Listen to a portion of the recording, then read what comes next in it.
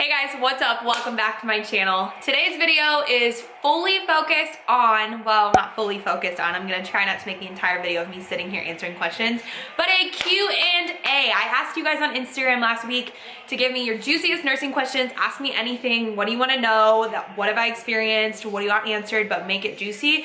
And I already saw some pretty juicy stuff come through. So I'm going to be looking at my phone, answering as many as I possibly can in this video. Trying to make it fun, interesting. I'm gonna throw in a couple other things in here so you're not just staring at my face. I just got home, working on finishing up Christmas present wrapping to go under the tree. I had to pick up a few things because we did get new nightstands and I needed some flat cords. If you guys know what I'm talking about, I needed the flat, where's it at? I showed it on the back, I think. Right there. I needed the flat plugs so that we can push them up against the wall a little bit more. I'll explain when we get up there. So I grabbed 3 of those because they had them at Home Goods. And I also got some marble little things because I'm over my college ones that I have in our dining room or living room right now. So we need 2 on each side for our bedroom side tables. So grabbed that and a couple other random things, but my mom was with me. She helped me pick out some things for my dad. I actually might show them in this video. I know he might watch this YouTube video. I don't know. Maybe I won't show him. But anyways, I'm just sitting in my kitchen. Sam actually just took Kaiser on a walk. I'm sitting here, got my Uggs on, chilling. Did some stuff today with my mom, obviously, as I showed you guys, but I'm just gonna answer your questions as honestly as I possibly can. Balls to the walls. Y'all are going balls to the walls, so I'm gonna go balls to the walls with you. So here we go. Question number 1. Do you want to work nights forever? No, I do not want to work nights forever. To be honest, I just want to say before I answer this question, no, the answer is no, I don't want to be on nights forever, but please remember that everybody is different and everybody can sleep different amounts. Secondly, to answer that question, no, I don't want to work nights forever. I hope one day when I have family and kids, maybe work days, I don't know. I don't love day shift, but I could probably adjust to it at some point, and I feel like I will probably get to that point in my life, but no, I don't want to work them forever. What do you do when, this is juicy, what do you do when your patient is extremely rude or disrespectful? So when people are rude or just disrespectful or not very kind about things, I take it with what it is. You know, stand up for yourself is my biggest piece of advice, and that's what I do personally. If it's not in my control, I make that very clear that it's not in my control. You know, I'm doing the best I absolutely can. When I know things, I will let the patient know, especially with family members and stuff. You know, it's really easy to get frustrated with a nurse. It really is, because the nurse is what people think is the one and all answer to everything. You know, we're supposed to know the doctor's orders and what the pharmacist is doing for medications, and we're supposed to know why it's happening, and the truth is nurses don't know all of that. So you're the one who takes the heat, and I knew that going into my job, but my biggest piece of advice is to stand up for yourself. If you want to be rude, I'll leave and come back, you know, that kind of thing. But there are times, you know, when a patient is not with it, or, you know, not able to speak for themselves or have something wrong, and in that case you kind of take it with what it is and, you know, take it to the level that it needs to happen. If I need to go cry by myself because I'm really frustrated with it, the situation, I'll go do that, or go talk to my coworkers. Helps a lot when you're able to kind of be a team and help each other. If it's somebody who's on their light all the time and they're super rude, we tag team, we help each other, and that's basically how you get through it. I mean, there's nothing you can do but stand up for yourself. Have you gone home and realized you forgot to document something? So many times, and it's super frustrating because obviously you want to cover yourself and, you know, make sure the patient is getting appropriate documentation for what happened during your shift, but sometimes it's so crazy, you didn't have time, it's easy to forget those things. So I will just go, if I'm going back the next day, I will document it, or if not, if it's really that important, I will call and or text my managers and let them know so that they know to document it if it's really that important, or like text them to text an aide to put it in if it was input output or something like that that's really important to their care. I'll do that, but otherwise, I mean, shit happens, and you can do the best you can, you know. Has family ever made you cry? The answer to that is no. Patients have made me cry probably once or twice. I've actually cried on a shift. Actually, I think I've cried once in this last year on my shift directly on the unit. I walked out of a room and it was just such a difficult night and I was just over it. I just literally, it was like a burst, like literally like taking a needle and popping it is how I felt. And I just sobbed for 30 seconds and put my big girl scrubs on and went to the next room and gave meds. Honestly, that's how it goes down. But family's never made me cry. I honestly try not to take things personally, and that's a big piece of advice is don't take things personally with these people. They're not out to get you. They're not, I mean, maybe they are if you've had them for multiple nights in a row, but these patients are here. They're at one of the worst times of their life. Obviously, they don't want to be there. You're the person that they get to talk to. The doctors are there for 20 seconds and leave sometimes. Sometimes they do stay longer, but a lot of the times they're in and out. So you're their main resource. So I try not to take things personally, but when it's the patient and they're just consistent, yeah, that sucks. And yes, it does happen. How do you and your boyfriend make time for each other with opposite schedules? Well, Samuel, it just kind of depends. A lot of times, come here.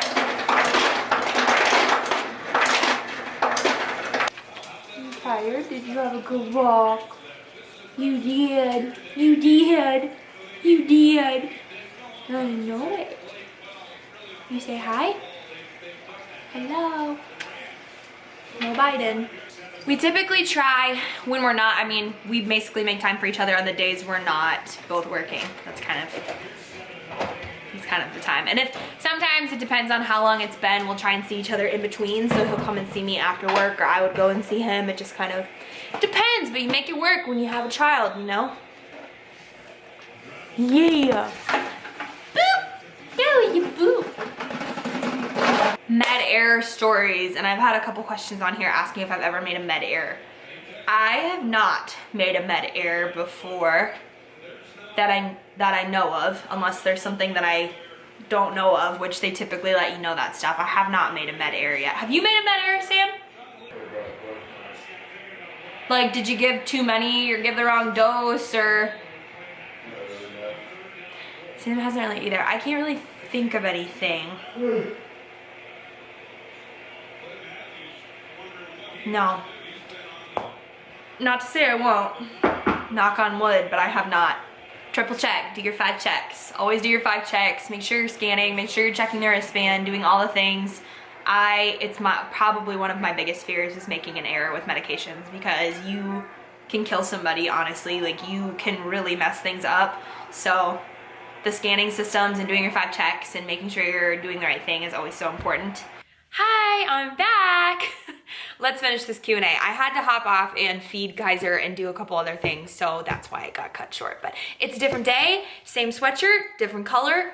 Let's finish this. This is really stinking random and in the middle of this vlog, but like I told y'all, I just didn't want it to be all about my face. So I'm gonna talk about a few other things and not look at the monitor because I get comments on that. I try not to do it, you guys, but I really like to make sure I'm in the frame. Here we go, I'm gonna show you. Okay, so this is the Irish Cream Cold Brew from Starbucks. It is absolutely amazing. If you've never had it before, I highly recommend. I got a venti and I've only had a few things to eat today, so that's why it's acceptable. And I worked out today, so balance. It's Christmas time.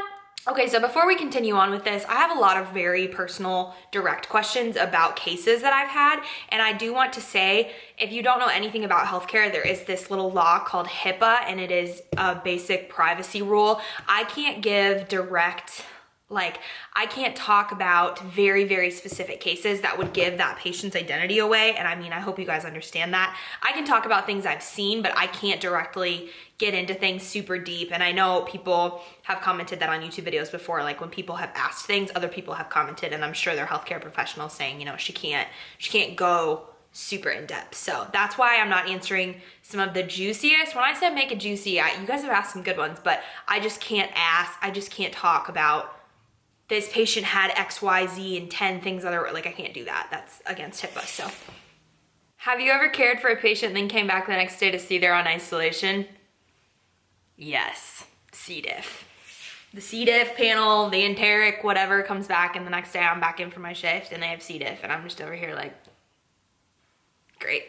Happens though, it happens. Are you supposed to stand up to the veteran nurses who eat their young or take everything? Stand up for yourself? What was one fear you had to get over? Oh my God, so many. Probably just in general, one of my biggest fears was getting over the idea that I'm gonna hurt them. I had that fear just because of what I started out as and just experienced, and I constantly, and this is so normal. It's so normal to be fearful as a new grad, and I'm still a new grad. I don't know everything, but I definitely was very fearful of just doing the basic things like passing meds and making sure I didn't miss anything. I had a fear that I was gonna kill them with a medication or stuff like that, just because my experience with the code I had, I just didn't, it was a really bad experience. So I was just very nervous that I was going to be the cause of something. But 90% of the time, I shouldn't say 90, that's not an actual statistic, but most of the time, there's just some things you can't control, and shit happens really fast with sick people. So getting over the fact that if I'm doing my job and I'm doing my checks and I'm doing what the doctor's orders are and I'm, you know, double checking and making sure it makes sense, the odds of me actually harming someone are slim as long as I'm doing my job properly. You know, things happen. That's basically the fear I had to get over with, is it's gonna happen if it's gonna happen, you know? My fear of blood and needles is holding me back from going into nursing. Any tips? I wouldn't say that you see, you know, bloody, gory stuff unless you're in the ED, or, you know, it depends on the specialty, but it shouldn't hold you back from being a nurse. I see blood every single day. I use needles every single day to draw blood every single day. I mean, if there's a day I don't draw blood, that's rare, but we draw labs all the time. I mean, we have a lab tech, we have a lab crew that comes in the morning and does AM labs, but if there's stat labs, if you get a new patient from ED and you need to get labs or something, a patient's crumping and we need to get labs, we draw blood and use needles all the time, and you're looking at the IVs that are in their skin all the time. So I wouldn't say don't let that hold you back, but just maybe think about where you would want to work as a nurse and what you would want to do, where you wouldn't maybe have to see the needles all the time. But it's kind of a personal preference. I know people that aren't great with blood either, and honestly, GI bleeds make me a little queasy. When I see a lot of blood, that does make me a little queasy, but only because I'm just like, oh crap, like something's really wrong. It's not more, oh, the blood's grossing me out. It's more, oh crap, the patient's losing a lot of blood, like we need to do something kind of thing. Did you get nauseous during your clinicals? Yeah, I actually did an L&D, which was weird, and I think it's because I didn't eat that day. I just legit had to go out of the room. It was when they did an epidural. I don't know if I've ever told you guys that before. I had to leave the room for the epidural. I think it was because I didn't eat, but the needle was, you guys know what epidural needles are. They're really freaking long and big. The epidural went in, and I had to leave the room, and I had to put my head between my knees. It was bad. I got really nauseous from that. But other than that, that's probably my biggest nausea in clinical. Did you develop your own head to toe assessment soon into internship being a nurse? Yes, 100%. I do not do my assessments probably like other nurses. Everybody has their own flow, and I think that that's totally okay and normal. You develop your own way of doing it. I don't start from the head to the toe. I normally start with breathing and pain. I kind of go with airway, breathing, circulation, ABCs is what I meant. So I'll ask them how they're doing with breathing, pain, and I'll just kind of work my way around. And it's also targeted at what the patient's experiencing. So if they're a GI bleed, I'm gonna focus on questions related to that. If they are there for a broken hip, you know, I'm gonna ask them questions like, are you feeling any chest pain? You know, can you move your, movement and stuff like that, and neuros, like making sure they can wiggle their toes, that kind of thing. So it really depends on what the case is. If it's cardiac, I'm more focused on, you know, their heart and asking them about pain and just feeling in different parts of their body. So yes, you develop your own head to toe, and it's never the same probably when I walk in a room. I mean, I do my few essential things like heart, lungs, abdominal, neuro, stuff like that, but it all doesn't always flow the exact same, if that makes any sense. What is your least favorite part of the job? My least favorite part of my job is probably feeling unappreciated, or just feeling beat down with working so many hours and just having hard days. Working 12-hour shifts is the hardest thing. I personally think doing the job we do, it's just mentally and physically exhausting, especially on my unit. It's a really, really tough unit to work on just because medicine patients have a lot of comorbidities. And so you're not just dealing with the problem they're there for, you're also dealing with those problems as well. So it can be a lot of overwhelmingness and just physical, mental beat down. I mean, it's really difficult sometimes.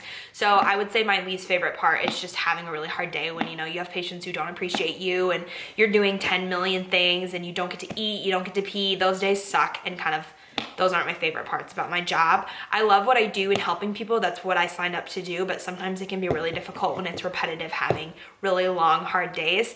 That can be kind of shitty, and working holidays is probably my least favorite. Actually, that's probably my least favorite part of my job, is having to work holidays. Will I see my boyfriend when I start nursing school? I'm scared I won't. That's a you question, girl. I don't know. What's your study schedule like?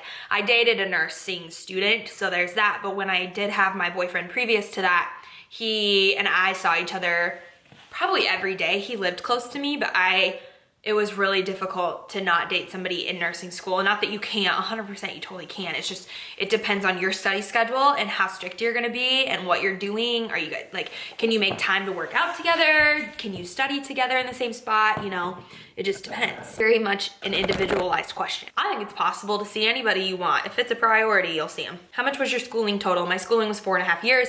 I did 2 years of prereqs, or pre-nursing classes, and then I went to my nursing school for 2.5 years. So it was 5 semesters total. So in all for my bachelor's degree was 4.5 years. How do you find the motivation to work out after 12? I'm a baby nurse and I can't, I don't. If I don't want to, I don't do it. Simple. Lots of what made you want to become a nurse, and I think I've told this story before, but when I was around 13 years old, I found my mom seizing in her bedroom. She had bacterial meningitis, and that was a horrifying experience for me. I thought my mom was gonna die. I'd never seen her like that before. She wasn't speaking. If you know anything about meningitis, it's really scary when it happens. But she was seizing and I found her and the ambulance and everything like that. It was absolutely horrible. But the whole experience was made amazing for me and just really comforting by the nurses at the hospital in my hometown. So from that point forward, I knew that that's what I wanted to do. It was really nothing, there really wasn't any ifs, ands, or buts. I mean, I've considered other things, but that was always kind of my main, I want to be that for someone. I want to be the comfort for somebody that they were for me in that moment, because that was one of the scariest moments of my entire life. What is a skill that is still challenging physically or mentally for you to do? A skill? I don't like anything to do with NG insertion. It's not something we commonly do. We have lots of NGs, but I have never actually put one in myself. I'm not comfortable with the skill. I probably would be if I did it more, but I have just heard horror stories and it really scares me to insert a tube into somebody's, I just don't like that skill. I don't like that responsibility. It's not something I'm comfortable with. What kind of shoes do you wear to work? I actually wear New Balances, but they're ripped, so I wouldn't tell you to buy them. I guess it's almost been a year, but I was pretty salty about that. I don't know. I'm trying to find a good shoe. I don't want to wear dance clothes because I wear joggers, and I don't know. I haven't found one that I am absolutely obsessed with besides the New Balances. I'm just bummed that they ripped. But I guess I should give myself credit because I do like, sometimes if there's a cold or a rapid or something's going down or I need to get a lab before it clots, I run in those. So I guess they've had their fair share of love in the last year. How do you keep work and personal life separate? I leave work at work if I can. In the beginning, this was a massive struggle for me. I would bring work home with me and just feel super stressed all the time. I mean, I was a nervous wreck. I don't know if you guys could tell that in my videos, but my first 6 months as a nurse was really difficult. I struggled a lot with the change and the transition and the learning. It was really hard for me, but you just gotta leave work at work. I give myself about a 10-minute window when I'm leaving work and I'm driving home. There's a certain point in my drive where I am no longer going to think about my shift anymore. I'm not gonna think about what I didn't chart. I'm not gonna think about what I missed or what could be happening. I'm going to switch into non-nurse mode. And that is so incredibly important to have that ability, because if you bring work home with you all the time, you're going to be miserable. Because if you're constantly thinking about that, you're not gonna be able to give yourself to your personal life, which is really, really big for me. Obviously, I do a lot outside of the hospital. So if I am in work mode all the time and thinking about it, I'm not myself. So you gotta cut it off somewhere. And my advice is, in your drive home, click it off and turn back into not a nurse, because you are so much more than a nurse. I am so much more than a nurse. I am a daughter. Oh my God, I almost just said mother. I'm a dog mom. I'm a sister. I'm a girlfriend. I share life with you guys. You are so much more than a nurse. So being able to turn that off and be able to go to other things in your life is extremely important. I would never say nursing is my life. Nursing school, yeah, that's different. Nursing school is a big, massive thing, but you're more than a nursing student too. So being able to click into different areas is really important. What is your opinion on jumping right into a specialty after school? L&D is an example. If you want to jump into a specialty, do it. I love that I started in med-surg because I was able to use all my skills, but I used to not be like that. I wanted NICU or labor and delivery or OB in general. But if you want it, go do what you want to do. That's my advice. What was your biggest wake up, oh shit moment as a new grad nurse? I feel like I've had several, to be honest. Several moments where I've just had to check with myself, like, me being like, girl, check your ass. Don't be sidestepping. Don't be doing, you know, any sort of beat around the, what's the word I'm looking for? Shortcut, no shortcuts. Sometimes we get into a flow and we just continuously move and you forget to do things and you catch yourself. I've never made a med error, like I said that, but that I know of. But yes, I don't know, specifically, probably in rapid responses and stuff like that, catching things is really key. You know, if you see a heart rate increasing or you see somebody being really paying attention to things is a big eye opener for me. And the things that I've had my experiences where my patients have crumped or whatever, I feel like those are my most eye-opening experiences with those patients. It's just being like, holy crap, I'm glad I caught that. Just eye-opening, just realizing and learning. It's a learning process, but when you do have those cases, it clicks in your brain and you're like, oh shit, like check yourself. Like, do you know how you caught that? Do you know why that happened? You know, being aware for the next time how I can be better. Tips for capstone. I hated capstone and I didn't do it. Didn't like it at all. Have you ever seen a patient outside of work? No, I have not. I've not seen any of my patients outside of the hospital. Yeah. You were in there before. Say hello. Say hello. Say hello. I love you. Don't lick my makeup. He went to the park. Ow. Hello. Hello. You smell. You smell. Ever had one of those "this is why I'm a nurse" moments? Yes, of course I have. They come and go, you know. You have what's the word I'm looking for? Waves of wow, I love what I do, and waves of why did I do this? And that's honest. I mean, that's with anything, I feel like. But yeah, I have those moments. It's when you actually see somebody get better is really cool. I like that a lot. When you've had the patient a few times or they're feeling better the next day when you come onto your shift, or, you know, giving a pain medication helps them feel better. That's you doing that. Obviously the doctor prescribes it, but you're the one doing that, or you're the one doing the interventions that help them feel better. That's pretty cool. I really enjoy that. That's something you should feel. You should feel good about that when you're helping the patient, or even just doing something that made their day a little bit better, or their stay a little bit better, that kind of thing. I like that about my job. So, all right guys, so I think I'm gonna stop there. I could answer so many more, but I don't wanna make this video too long. So hopefully I answered some good questions for you guys. Again, I'm sorry if it wasn't super juicy, but the more I read into the questions, I thought about it. I can't answer or give specific case situations besides without giving something away. So yeah, I hope you guys enjoyed this video. Make sure you give it a thumbs up and make sure you are subscribed so you never miss another video. And if you guys have any questions, leave a comment below or let me know more videos, and we'll see you all in the next one. Bye guys.